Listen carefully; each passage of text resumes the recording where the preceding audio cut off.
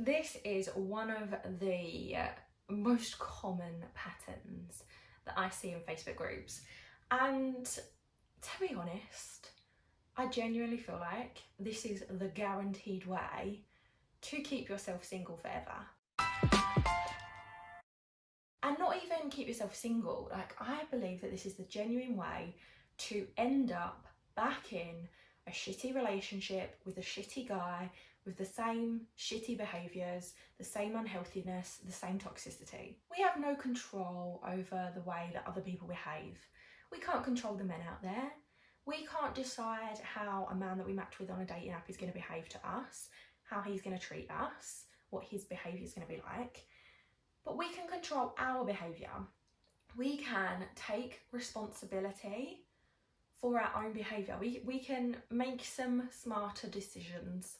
We can choose to do things that will improve our dating lives. Now, this pattern that I see a lot in Facebook groups is mainly in Facebook groups because that's where a lot of the single people hang out that I know, or not even that I know, but I'm part of a lot of dating groups online because when I started dating, I wanted that sense of community. I've spoke about this before. I was like, I wanted a space where I could go and feel confident and feel empowered and be like, oh my God, dating's so exciting.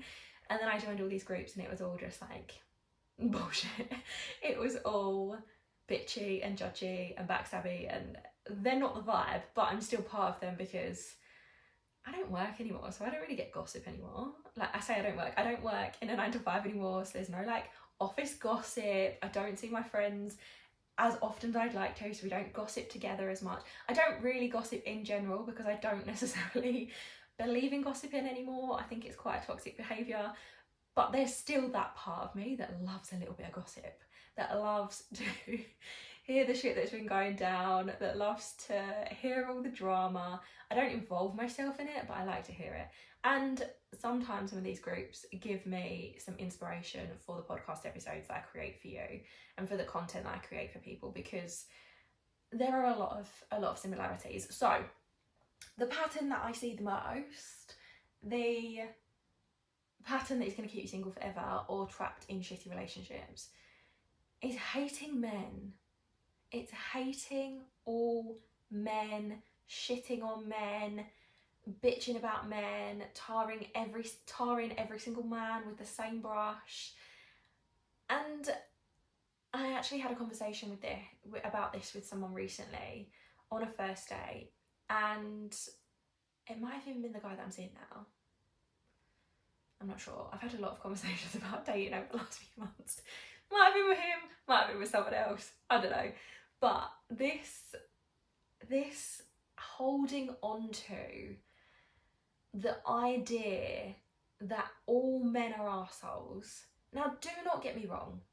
There are a lot of men that are arseholes. There are a lot of women that are arseholes, but we're not talking about women being arseholes now. It's about men specifically. There are a lot of pricks out there, and I have met my fair share of them. But when you attach that narrative to every single man that you meet, it is going to negatively impact the way that you date. Because instead of going into the relationship, let's slow the fuck down there. Instead of going into a conversation with a new match with the excitement and the, oh, this could be someone new, or the curiosity, or I'm going to get to know this person, or even just the neutrality of, okay, it's a new match, let's start this shit up again. Instead of going in with that more open energy, you're going in with a chip on your shoulder. You're going in with your backup already. You're going in already looking to find the problems before you've even discussed what your favourite pair is, or what your favourite colour is, or what job you do, whatever it is. Before you've even had a simple conversation and asked a couple of things about each other, you're going into it with this, trying to slip him up, believing that he's a dick before you've even had a conversation with him. And when you do that, when you go in with defensive mode, tarring him with the same brush as your shitty ex, It's not fair on him for a start. I mean, he could be a dickhead. He could be, but you won't know that until you get to know him. But it's not fair on him. It's not fair on that person to judge him before you've got to know him. Equally, and this is the most important part, because in fact, whatever's going on with him, we don't know him, it's not an issue. It is not fair on you.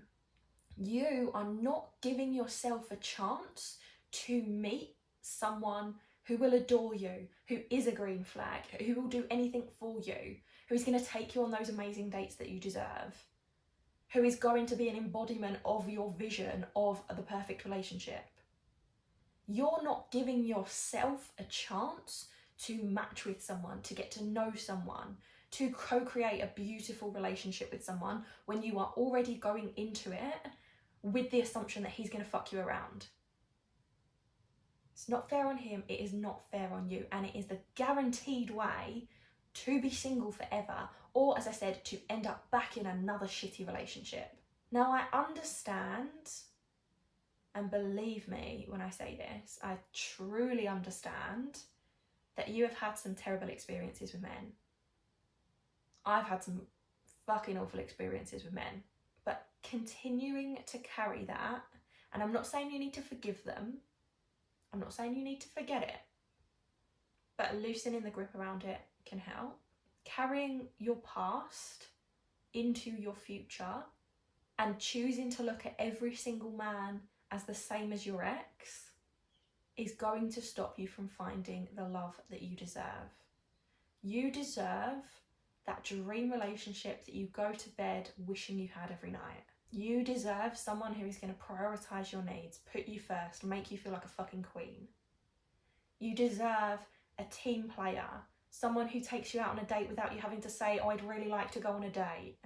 Someone who texts you every morning to say good morning.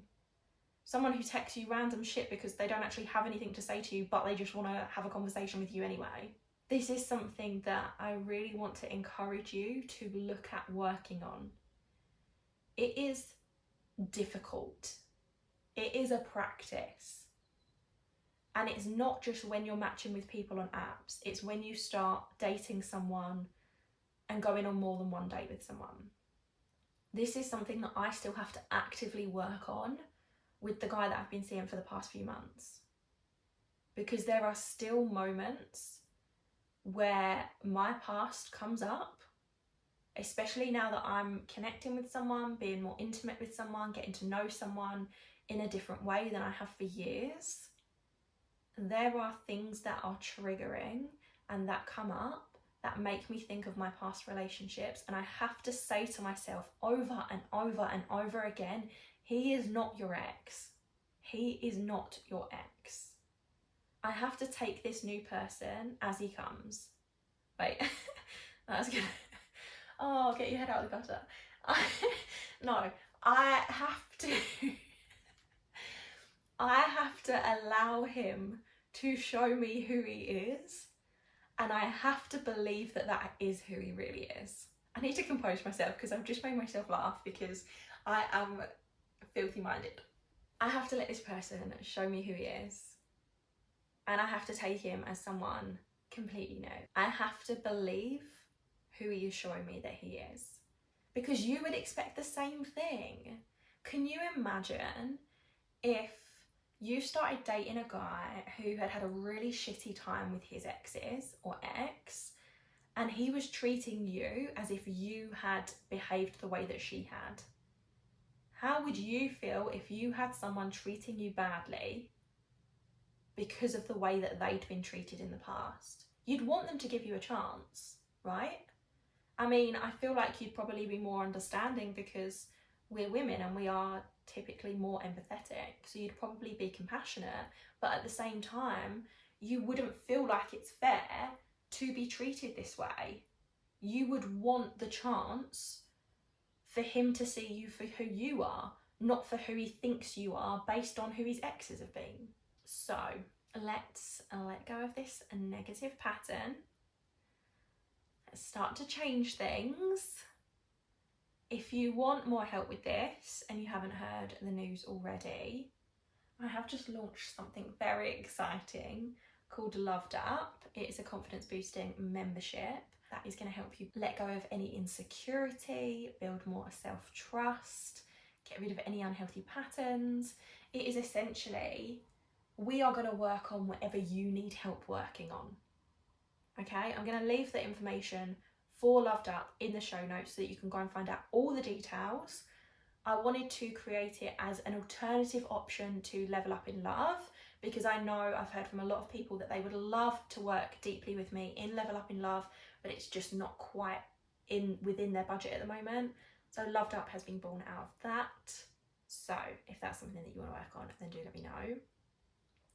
If you would like to contribute to the Date with Confidence podcast, we have another community episode coming up in a couple of weeks. So fill out that form, go to datewithconfidencepodcast.com/contribute, share your icks, share your dating tips, give me all your horror stories when it comes to dating, or if you have had a really amazing dating experience, then I'd love to hear from you about that as well, because it'd be really nice to inspire some hope in people. If you've got any questions for me, you can go and ask me anything you want. And if you've got a spare moment, I would really, really appreciate it if you could leave me a review or rating wherever you're listening to this podcast, because the more reviews we get left, the more people we're going to reach. If you are watching this on YouTube, then like and subscribe. Thank you very much. And I will see you in the next one.